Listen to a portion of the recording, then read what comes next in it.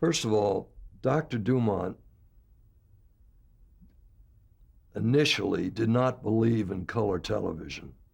He didn't see any reason for it, and he resisted it.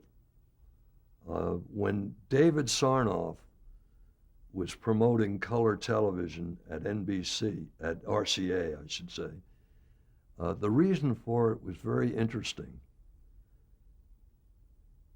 RCA licensed a number of manufacturers to make black and white television sets under their patents that they held on black and white circuitry. And the income that RCA received ran something like $35 million a year from license fees to these other manufacturers. These patents on black and white circuitry were about to run out. And Sarnoff, being as shrewd a man as he was, realized he had to get new patents. And the way to get them was to do color television, get new patents for color television. He wanted to continue his income from license fees for black and white, or for the license fees he was receiving for black and white patents, which were expiring. So color was the way to go. He could get new patents.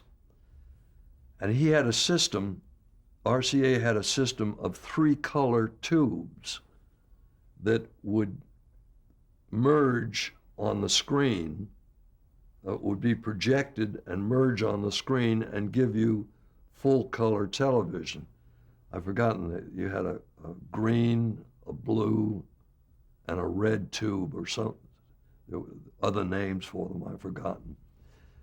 And that was their color system.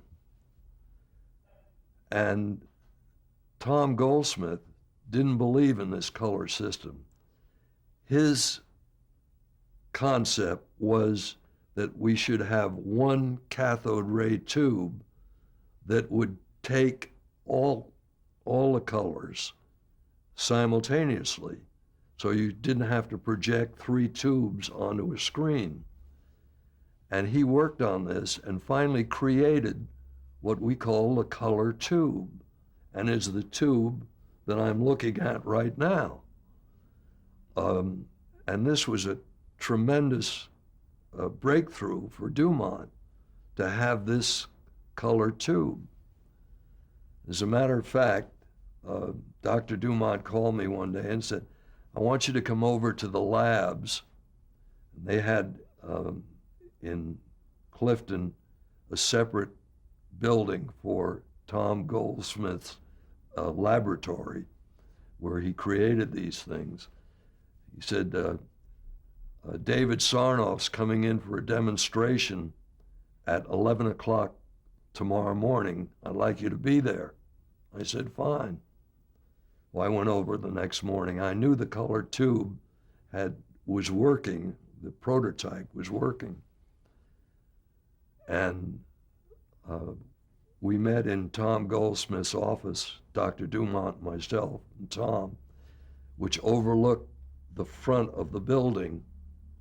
And on the street down below, 3 black limousines pulled up, and Sarnoff and all his minions come out of the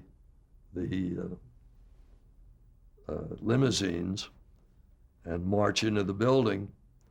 And Tom Goldsmith gives them a demonstration of the new color tube, which was something they had never seen before. Now, these were all the people from the RCA laboratories. I think they were down in Camden. They had a big operation down there. And finally, the demonstration ended. Sarnoff marched out, and guys following him. And we went back into Tom Goldsmith's office. We're looking out the window, and we look down in the street, and here is a circle of these